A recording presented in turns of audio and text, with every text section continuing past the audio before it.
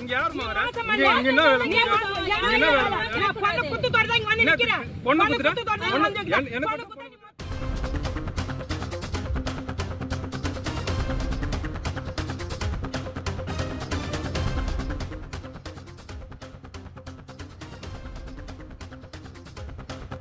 எனக்கு திருவள்ளூர் அருகே தனது அண்ணன் டிராக்டர் ஏற்றி கொலை செய்ய முயற்சிப்பதாக தம்பி ஆட்சியரிடம் மனு அளித்துள்ளார். இதுகுறித்த கூடுதல் விவரங்களை நமது செய்தியாளர் சுதாகர் வழங்க கேட்கலாம்.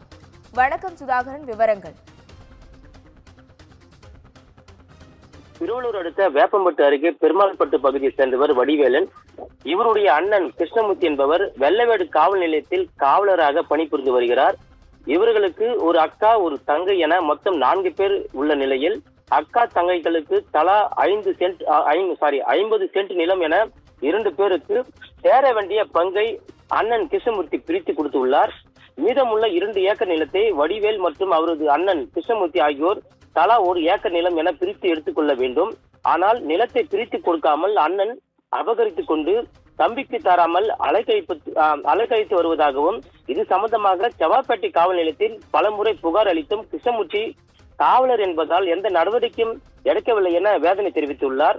மேலும் காவலர் கிருஷ்ணமூர்த்தி இன்று நிலத்தில் நடவு செய்ய டிராக்டர் மூலம் ஏறி உழுது கொண்டிருந்தார்.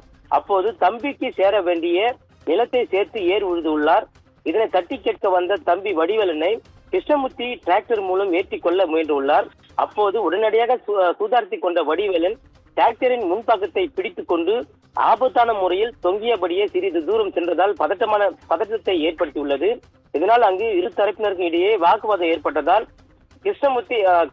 காவலரான கிருஷ்ணமூர்த்தி தனது தம்பி மற்றும் தம்பியின் மனைவி மற்றும் அவருடைய உறவினரை எல்லாம் ஒருமையில் பேசி திட்டம் வீடியோ காட்சிகள் தற்போது வைரலாகி பரபரப்பை ஏற்படுத்தியுள்ளது. வெள்ளவேடு காவல் நிலையத்தில் பணிபுரியும் காவலர் கிருஷ்ணமூர்த்தி தனது தம்பியின் சொத்தை பிரித்து கொடுக்காமல் கொலை மிரட்டல் விடுப்பதாகவும், டிராக்டர் மூலம் ஏற்றி கொள்ள முயன்றதாகவும், உடனடியாக தனக்கு சேர வேண்டிய நிலத்தை பிரித்து கொடுக்குமாறும், மேலும் தனது குடும்பத்தினருக்கும் பாதுகாப்பு அளிக்குமாறும் மாவட்ட ஆட்சியர் கோரிக்கை மனு விடுத்திருக்கிறார். அஸ்வினி, விவரங்களுக்கு நன்றி சுதாகர்.